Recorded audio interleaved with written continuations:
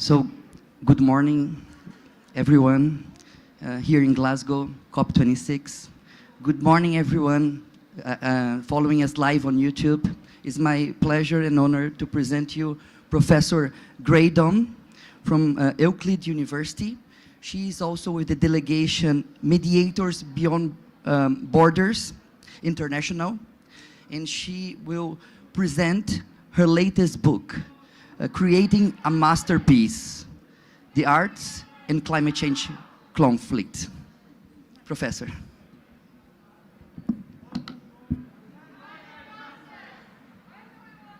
Thank you very much, Alex, and thank you very much to the United Nations Framework Convention on Climate Change. I'm very, very pleased to be here and to talk to everyone about my new book, which is Creating a Masterpiece, The Arts and Climate Change. I'm going to talk to you about another book that I've written. This is for adults and a book that is for everyone here and everyone in the academic world.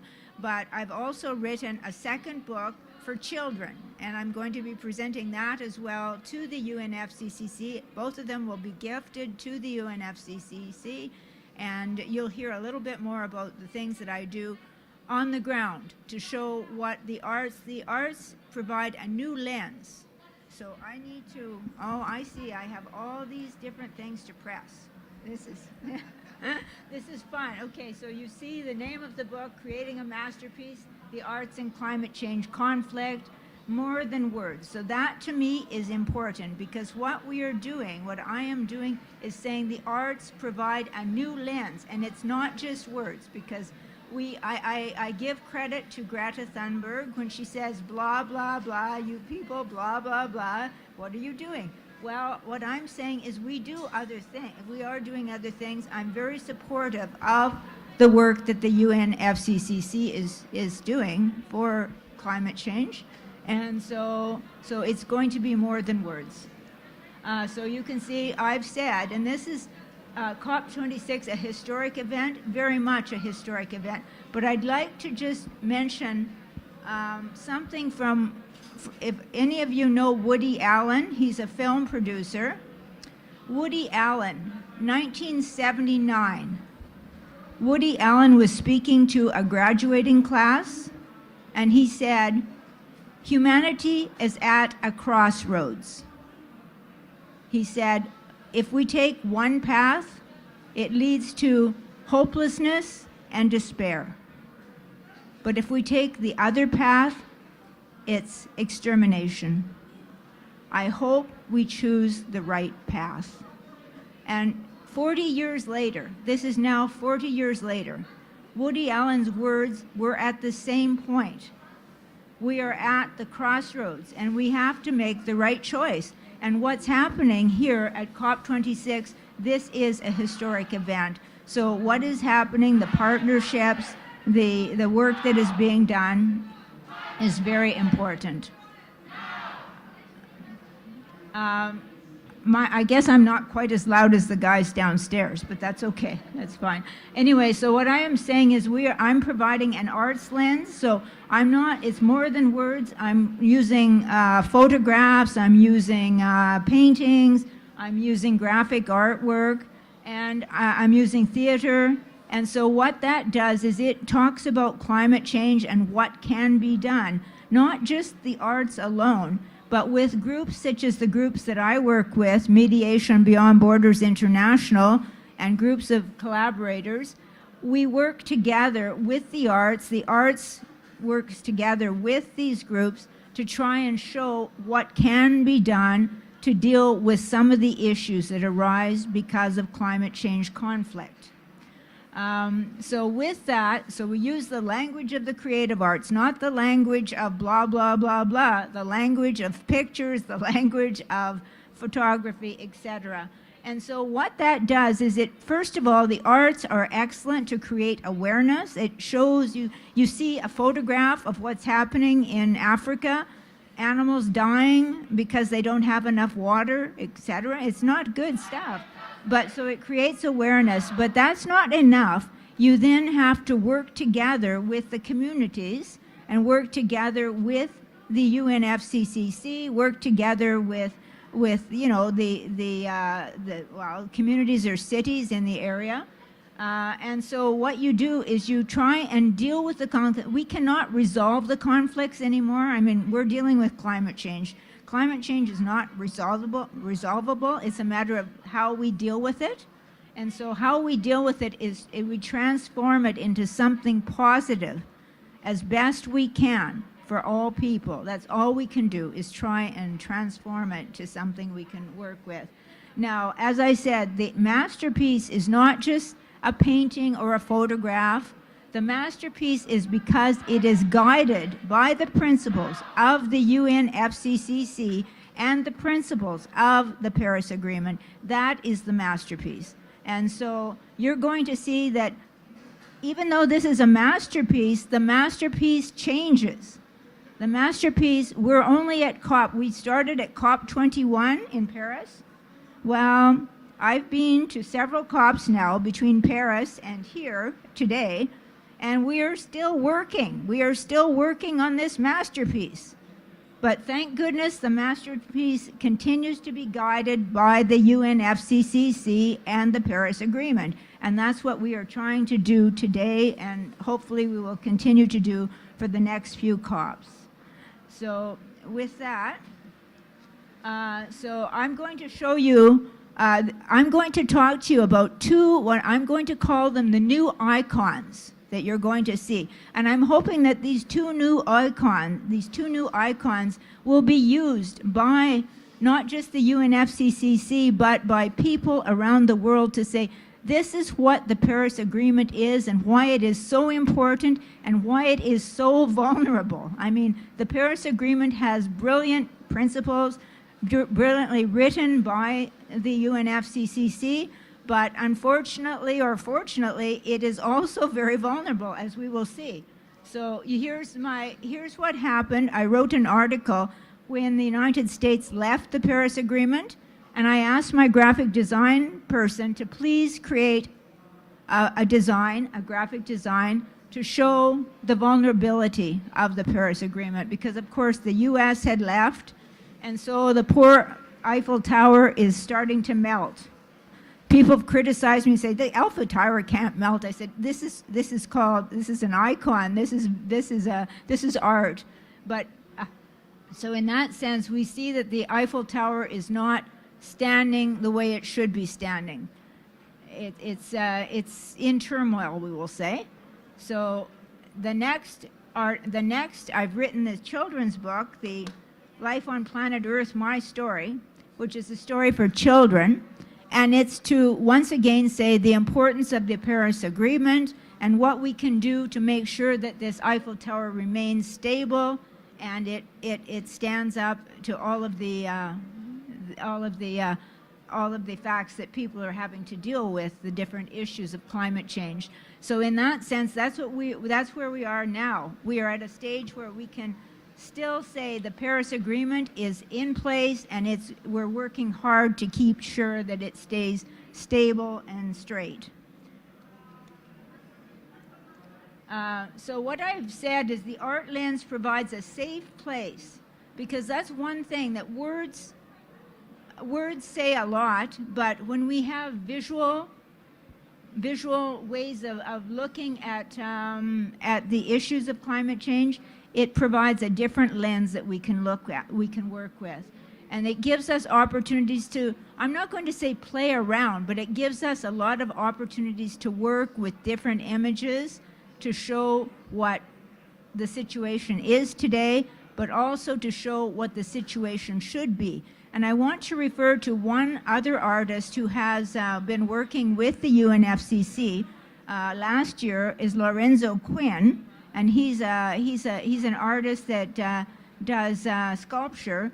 And I don't know if you remember, but in Vienna, all of the water, so much water, and I mean everything's underwater. And he had visual images of hands trying to hold back the water, and that was so powerful. The images that he was producing, and so what he was trying to do is tell people, this, I remember him saying in some of the material that he presented, he said, it's almost, I'm providing this to say, we're so sorry for what we have done. Please, please give us, please help us to maintain the earth as we want it to be. So in that sense, again, the artist is so important. And so my book goes through a lot of different arts. It has how we look at what is important, what causes, what creates impact. And I spend a lot of time looking at art history and what it means to create impact. And so in that sense, we see that impact is it's more than just the painting. It's emotion. It's a feeling. It has to touch people. It has to touch people. So in that sense, that's what we're looking for, is something that has emotion and a sense of importance, and it creates the impact. So, and you'll see that I say it allows us to explore, but also what I'm trying to do is looking at what's happening here at the COP26.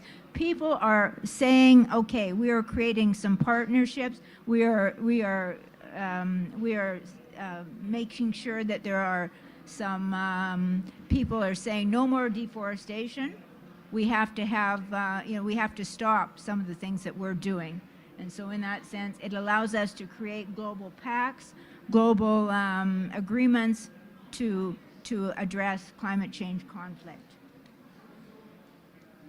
Now, I want to provide 5 examples, and I'm going to do this fairly briefly. What I've done is I've provided links, so because I'm not able to go through all of the work that everyone has done. I'm going to mention the first link, which is a work that I've been involved in, and that's with Mediation Beyond Borders International and a group from England called Educate Global, and that's on climate change. Educate is an educational group that has schools around the world, and they are working very hard to try and introduce climate change to all students. And so in that sense, the work that Mediation Beyond Borders and Educate are, what we are doing together is we're putting together, using the creative arts, a peaceful planet teacher training dealing with climate change and conflict. And so what we're doing, for example, looking at photography, looking at some of the horrible things that are happening in Africa. When I say horrible, I mean loss of livelihood, loss of livestock, etc. And saying, okay, what we can do then is work with communities, try and work together, collaborate, deal through mediation so that there's not so much violence. Landholding, for example, is an issue. And so in that sense, the best way to deal with that is through work such as mediation. The second example is virtual reality. And this was really interesting because this is from Baltimore, rising sea levels. And what they did is they used virtual reality to show people what it could be like in 10 years. And so the people are saying, when the water is so high, it's 7 feet high. I'm using old, I guess, English, or from my world in Canada, it's feet, not meters, but when it's so high, it's above your head. And when people realized how the water could raise so high, they said, okay, something has to be done. So in Baltimore, they have adopted new ways of dealing with the rising sea levels. And that was a result of people responding to having the experience of virtual reality. So that to me was very useful. The next one, item 3, is an artist from New York and Canada who's Chantal Bilodeau, and she deals with the theater and the arts. And she has theater that is around the world, theater with climate change issues. And again, what I have provided is all of the universities that she has listed, and that's the link, to show all the universities that are offering courses in climate change and the arts. So that's useful. And the fourth one is one of the most well-known groups is Cape Farewell, and that's from England, and we're dealing with issues in Dorset, England, and the fact, again, climate change issues that are causing problems with the with the rivers and how the rivers are how the rivers are causing problems with the agricultural industry in that area. And they're working together again with communities, everybody working. So the visual is extremely important. So David Buckland, who's the director, he's the person who puts together the visual and then, as I said, works with the communities to put things together. Now, the last item is item number 5, which is my book. And my book, as I said, I'm going to be making donations to the UNFCCC from the proceeds of my book, as well as presenting the book. Now, there's the book. And then now it's your turn. So we have a group here, and what I want to do is engage you. You've heard what I've had to say about how we have a new lens. The new lens is the creative arts. And what I would like to do is give you some time. It's hard for me sometimes with this microphone. It's because I don't put it close enough to my mouth.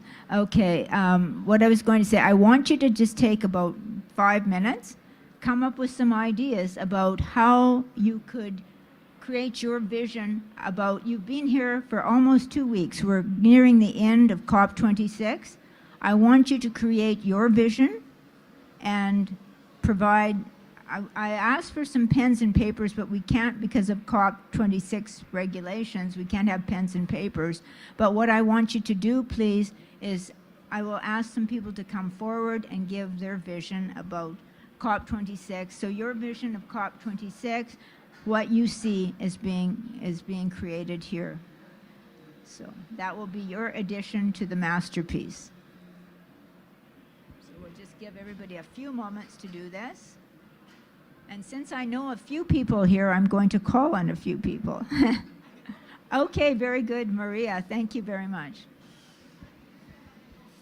Yeah, would you like, well, do you want to have it down there? Yeah. Fine, okay. That's great. Thank you.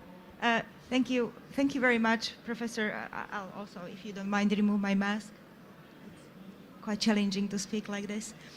Thank you for this very inspiring presentation. It's again something different what we have heard over the past weeks and days. And it's really interesting how you are picturing COP26 through art. Art is something which, you know, art, sport, food, these are the activities and media who actually bring people together. And I see COP26 as, you know, an event about people, because it is an event to save our planet, but actually it's us who polluted it and who brought the planet to this situation, but it's also us who will be suffering the most. So first what I see is people.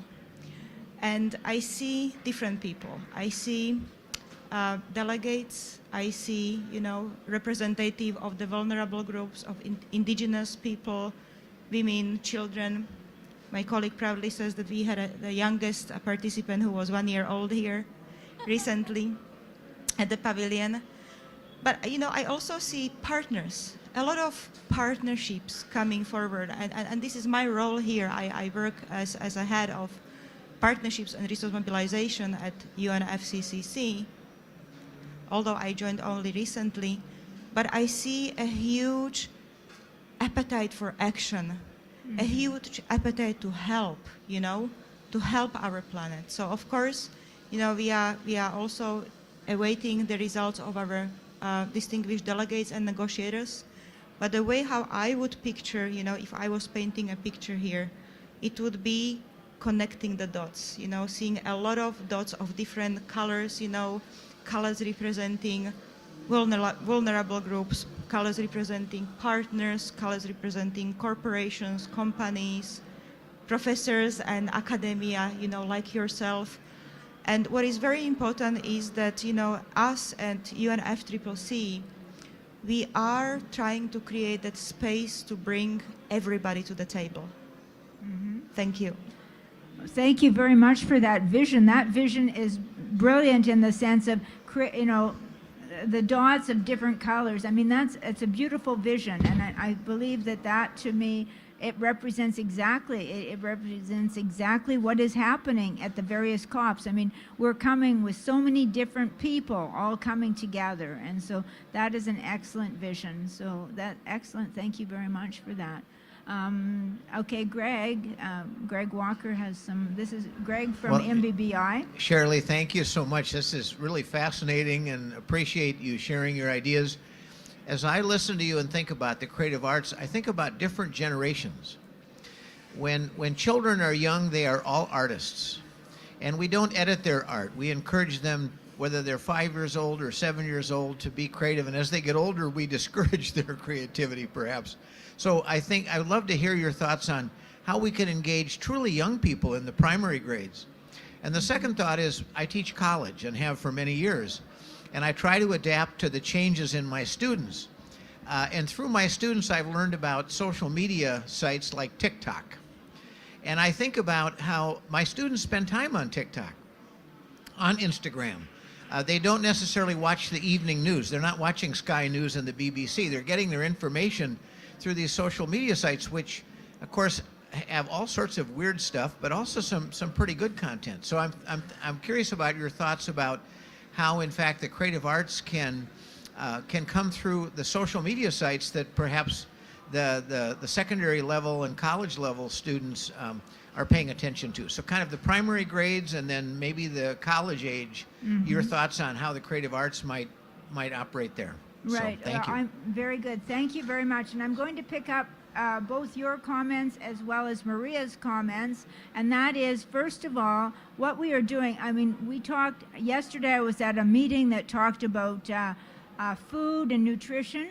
And of course, people are saying that's an important issue that has to be dealt with. Well, the arts are also an important issue. The new lens to be able to show the importance of the climate change, of the Paris Agreement and its objectives. So again, I'm not going to say that we should have a special COP for the arts. I'm saying it needs to be integrated a little bit more thoroughly throughout the COPs. And so, for example, I first came here, I saw the cartoons. And so to answer your question, cartoons are an excellent way of sharing this information at the level that you're talking about. So downstairs, that was one of the first things I saw was the cartoons. I went, wow, that is brilliant. And they're really good cartoons. And somebody was telling me that there's a footprint, I guess downstairs, I have to go get my footprint taken, or I forget, it's downstairs to get my footprint. And these are the sorts of things that engage people. They do. And when I saw recently, just down, a little bit down, I forget what it is, but anyways, a little bit farther along, you can have you can get your planet, get your ID for your planet ID as a Earthling ID. So I have to go back and get my Earthling ID. So things like that, they sound, they sound in some ways childish, but they can be dealt with on Instagram. They can be dealt with. This is the social media type of world that we are now living in, and we have to recognize that. I mean, when I recognize, I don't like Facebook, but I spend so much time on Facebook because all my relatives in Northern Ireland, they love Facebook. So I'm a Facebook person, you have to integrate in the world that you are living. And so with the ideas that I heard from both of you, we need to work with the young people. And so this little book, I mean, the Creating a Masterpiece that I am presenting here is, as I said, more for this is your college students, Greg, and the Life on Planet Earth, my story. The children tell their story, and it starts out with two principles. The principle of biodiversity is one of them, and dealing with the ecosystem is the other. Just two very, very simple ideas. And so the children then tell their story about their life on planet Earth. They go through, and then they are asked, what is the Paris Agreement? So the children have to do some research. They have to learn, what is this thing, the Paris Agreement? And my friend said, Charalee, these are little children. And I said, little children already know about the Paris Agreement. They know more than we do sometimes about the Paris Agreement. But, you know, this is the type of thing that will engage young people, hopefully, for a long time. And so that, I believe, addresses both of your questions, which how to do it is to integrate the arts, the visual, the footprints, to integrate the arts into the concepts of the Paris Agreement and the UNFCCC. And so that can be done with the visual. Okay, any other question? Yes, go ahead. I believe there's a question. Oh, okay, good. Thank you very much, and I totally agree. The vital importance of the arts, it's really, especially for kids and engaging them. I guess, I mean, one question is something that I guess we're all struggling with is we just don't realize the impact of our daily decisions and actually the sacrifices we each need to make. And it's questionable whether even the organizers here realize that, given that you can eat meat here, plastic wrapped food, et cetera, the emissions that aren't being offset by all of us attending here. And I wonder if that's actually a key thing that we need to engage with more in education and with kids. I think they don't have any hesitation making that very simple and important connection, that the importance of biodiversity, looking after our planet. And I think ultimately that is the key simple message. Right. Sorry. Okay, go ahead. Yeah, the microphone's kind of cutting off a little bit. Okay.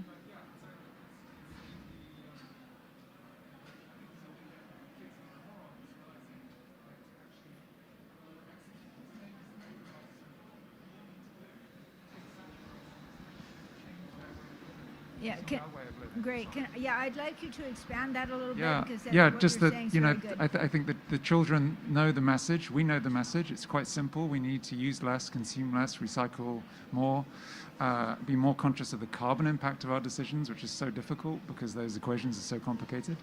But I think we need to engage kids in thinking that it requires a different way of living, consuming less, living in a different way, which is going to require sacrifices from us all.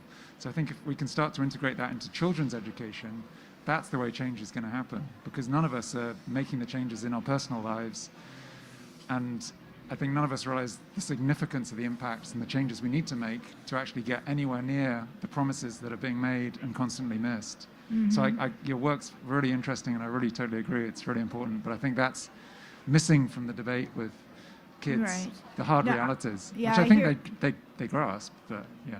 Right, I hear what you're saying, and you make some very good points. Like, we need to do, I mean, here at the COP, we are addressing a lot of the big issues, but we need to engage the young people, right? Always engage the young people. So yesterday at the nutrition, at the food information, there was a young person that was speaking. So I wish that I had someone from our MBBI group that was a youth from our MBBI youth group, for example. We need to bring the young people into this. And so, unfortunately, I do not have that person here with me today, but we need to engage the young people very much in each organization that we are dealing with. So it's one thing to tell to provide the visual images. So I'm hoping that my icons of the Eiffel Tower, that is, for me, the image that's representing Paris COP21 is the Eiffel Tower. It's a very good image.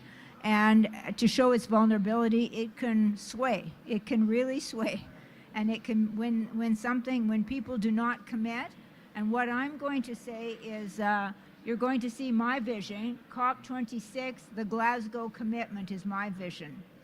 So I'm going to say, I feel that the commitments that are being made here about stopping deforestation, the cities saying, and the businesses saying, we are stepping up. The UN the United States back in the Paris Agreement. All of these are very important.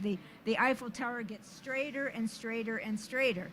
And when I see some of our countries are saying, they're not moving forward enough with their NDCs. And I'm saying, okay, the Eiffel Tower is starting to lean again. Not good. We need to have the Eiffel Tower based on that second icon, a straight Eiffel Tower that will stand forever and ever and stay very strong. And so at the end, I say, this is my vision for COP26. It's a happy planet. It's a happy, I mean, I want to be positive because I feel that we have all the beautiful principles. We have all of the right, we have the right ideas. We have the right people.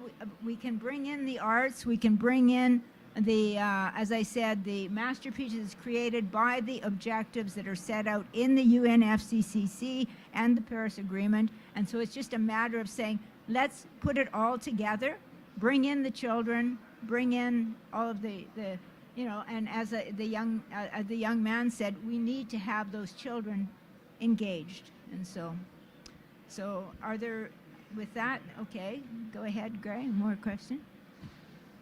Just one last thing, certainly. We're all really appreciate this presentation. At 11:30 today in Action Room 1, you may have seen this in the schedule, is a special session on the arts and science of climate change. And Charalee, I know that, again, is something you've thought a lot about. How do we use the arts to communicate climate science as well as climate action? So 11:30 today, if you didn't see that on the schedule. Thank you very much. Thank you very much, Greg. So with that, I believe I have half an hour, so I don't know where we are because I don't have my, I think we're at half an hour, I would think. So, okay. Okay, I'm not that great with time when I forget my watch. You know, I left the post. Thank you very much. Thank you, everyone.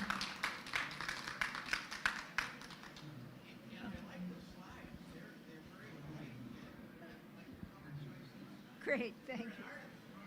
There you are. Thank you so much, Professor. Was great.